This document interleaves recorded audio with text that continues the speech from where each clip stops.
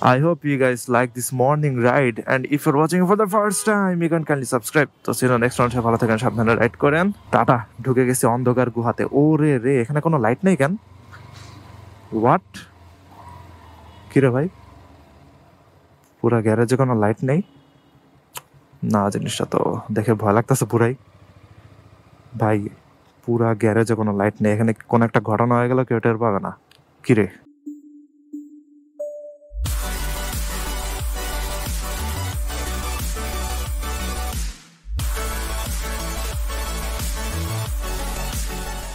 এই what is up everyone, সবার কি অবস্থা? সকাল থেকে এখন পর্যন্ত এমন ঢালা বৃষ্টি হয়েছে, সেই অবস্থা। তার উপরে আমার অনেক ঠান্ডা লাগছে। বাইক স্টার্ট দে।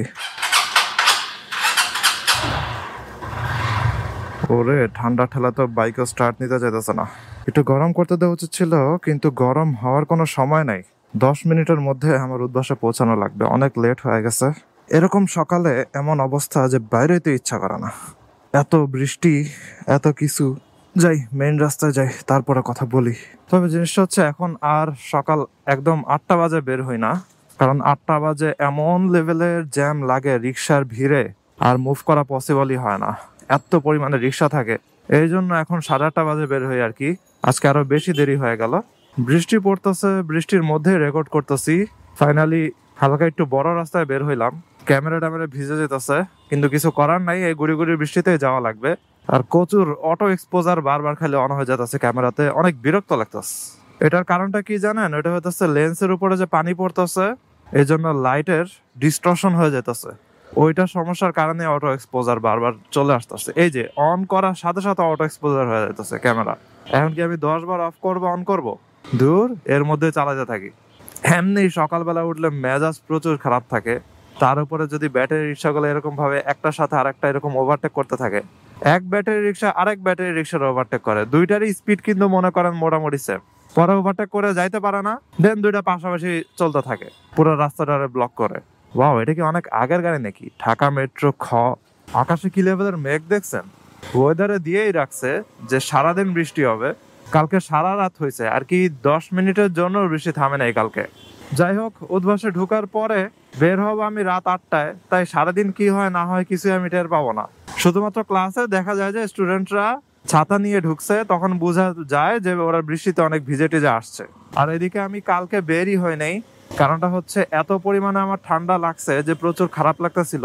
তার উপরে দুপুর থেকে শুরু হয়েছে সেই বৃষ্টি, তারপর আর বেরই হয় নাই, আর মোটর ব্লগ করাও হয় নাই।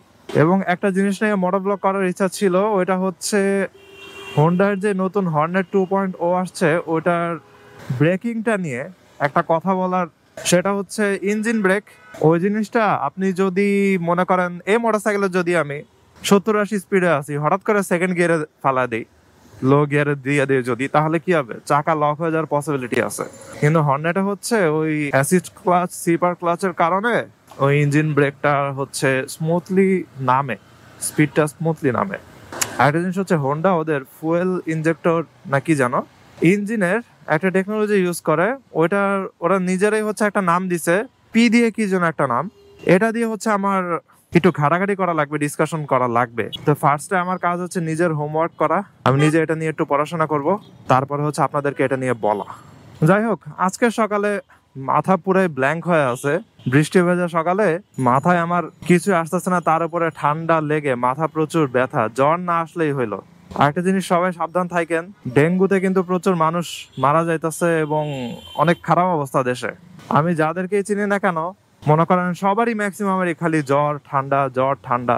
ডেঙ্গু না হইলেও জ্বরটা লেগে প্রচুর অসুস্থ হয়ে আছে সবাই। এবং আমার ভয়েস শুনে আই গেস আপনারা বুঝতে পারতেছেন আমারও কি পরিমাণে ঠান্ডা লাগছে। আমি আর কি একদম স্ট্রেটলি কথাই বলতে পারতাছি না।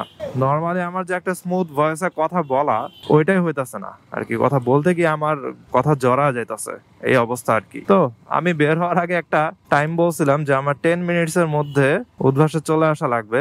এখন 10 মিনিটস মাত্র হইলো আর কি, তেমন বেশি জ্যাম খাওয়া লাগে নাই, চলে আসছি। আর এসব রাস্তাতে, এরকম বৃষ্টি ভেজা রাস্তাতে জোস লাগে চালাইতে, শুধুমাত্র যদি রাস্তার নয়েজ গুলো না থাকতো।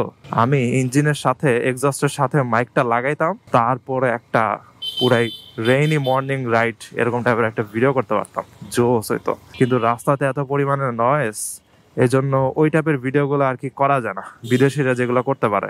আর মনে করেন পাশে দিয়ে যদি একটা সিএনজি চলে, ওই সে কাম। আমার মাইক যদি হেলমেটের ভিতরেও থাকে তারপরেও নয়েজ আসতে থাকে, এবং আসলে কিন্তু প্রচুর নয়েজি হয় ভিডিও।